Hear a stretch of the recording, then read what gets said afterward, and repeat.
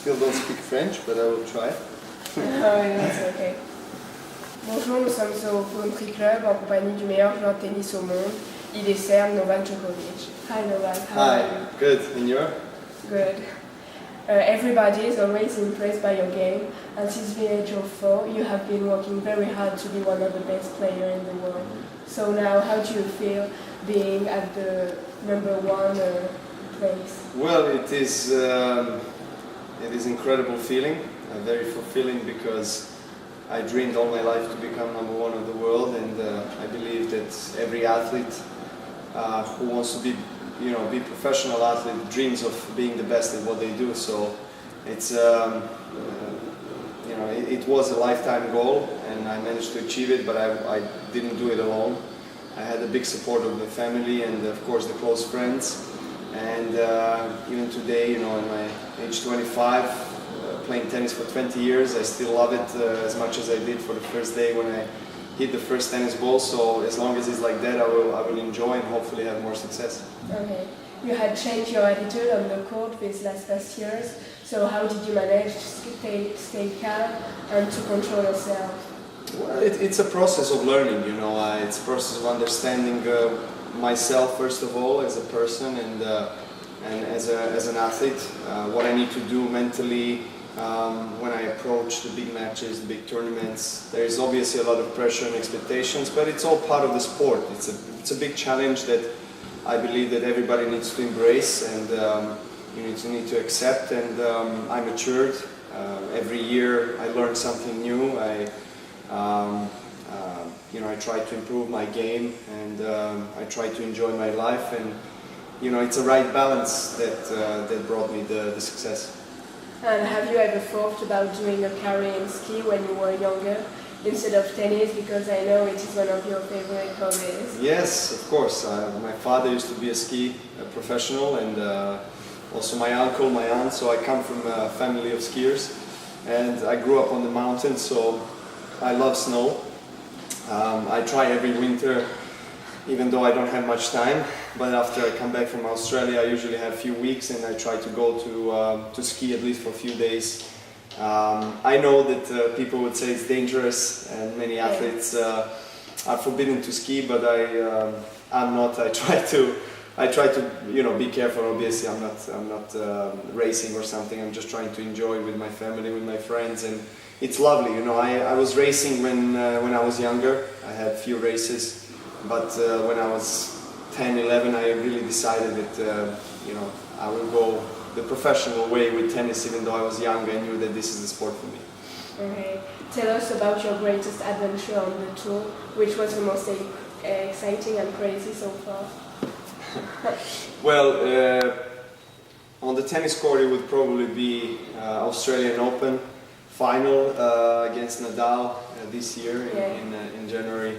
We played almost 6 hours, and it was an incredible experience, out-of-body experience, because we were both so tired. And then the last few games, you really didn't know who is going to win the match, but we both gave it all. And it was almost 2 in the morning when we finished the match, and the crowd was cheering for every point, and it was magnificent. It was one of those moments when you will remember forever. What is the one thing that always inspires you to come up and do well whenever you feel low? Well, it's definitely love for the sport, love for the people around me, and love is the strongest emotion that a human being can experience. So I try to focus on that, and it's not only cliche, by saying try to focus on the positive energy, and then positive outcome will present itself. But it is really true, and so there are moments, of course, that I go through. They're negative and difficult, and a lot of doubts in everyday life, like everybody, and everybody is human, and everybody is the same, trying to go through problems. But it's important to manage to stay mentally strong and overcome all those problems, and always keep in mind that you're grateful for the life that you have, and that you're doing sport that you love.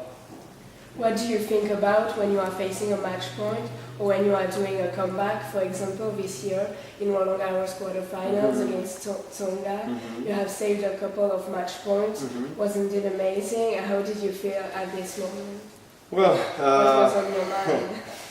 well, different kinds of thoughts and emotions go through your mind at that stage. Obviously, you know that you are close to lose the match. But again, I knew that it wasn't the first time for me to be in that position and come back. So I believed that I can actually manage to make a big turnaround and win. And so I managed to do that, and I managed to do that by very simple positive thinking and self-belief. And what do you do to rest between two trainings or when you have a match late in the day?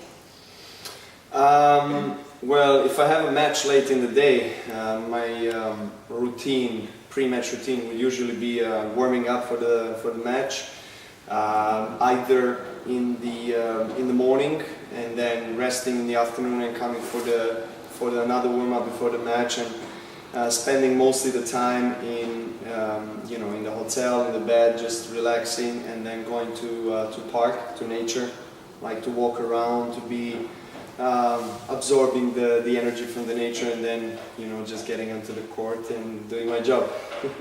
And what about your gluten-free diet? What did you gain, and did you continue or did you stop? Yeah, I'm still gluten-free, and it's been working for me for the last couple of years. And I discovered it 2.5 years ago. I didn't know before that what gluten means. Now it became a part of my life, a part of my diet. So I lost instantly in the first couple of months 4 or 5 kilos, and it was a big change. But I believe that this is the right thing for me to do, and right now I feel great on and off the court. I'm more aware, I'm more focused, I'm faster, more dynamic on the court, so it has helped me definitely to feel better in general. How hard was it playing tennis while your country was being in serious difficulty? Well, it was a hard thing, not just for me, but for all the people in Serbia. Yeah. And there was much more difficult and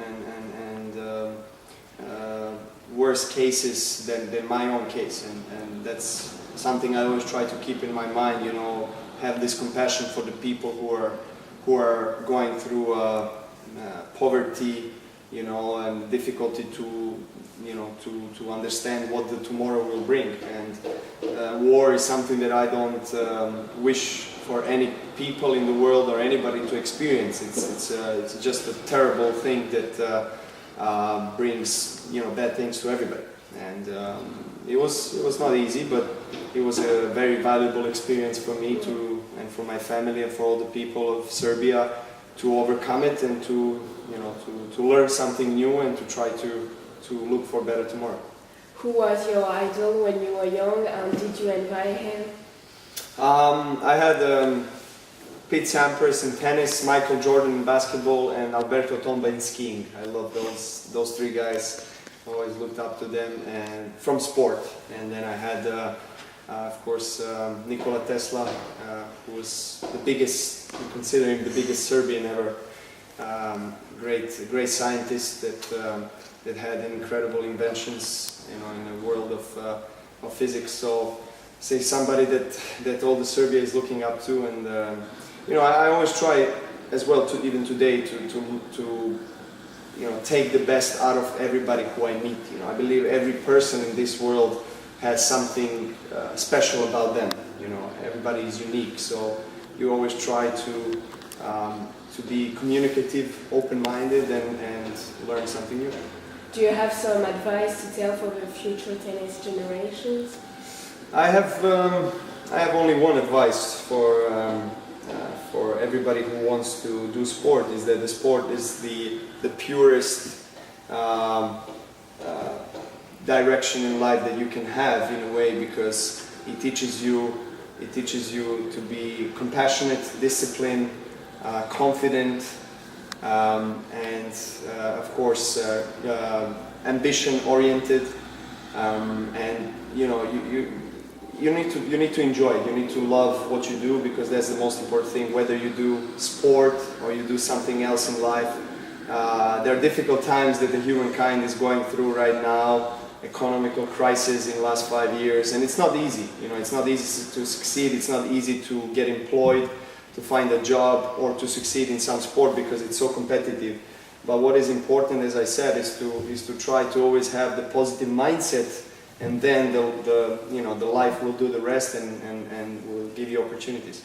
Now that you are at the top and you won 5 Grand Slam titles, 13 Masters 1000 and 2 Masters Cup, but also 1 Davis Cup, what are your next goals? Would it be to win the only Grand Slam you didn't win already, Roland Garros? Yeah, well, I have high ambitions always for myself, so I will try to win every Grand Slam that I play on. I mean, that's my goal. Grand Slams are the pinnacle of our sport, so I will try to win every one that I play on.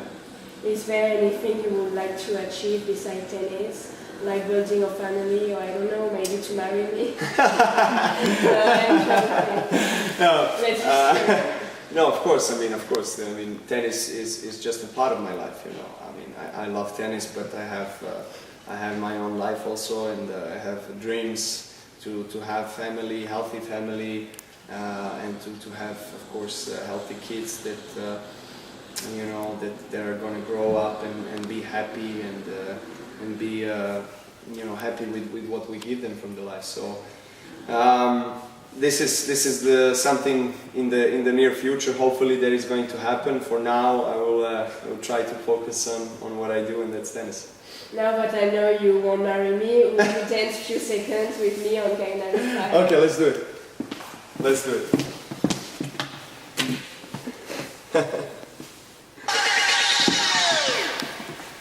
Let's go. Oppa Gangnam Style. Whoop, whoop, whoop, whoop, whoop, Gangnam Style.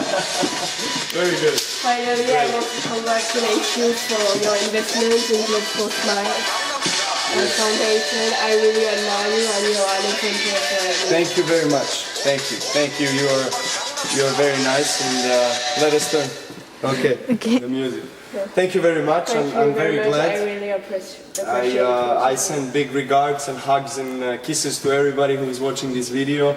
And next time we try to do it on French, so they will understand better.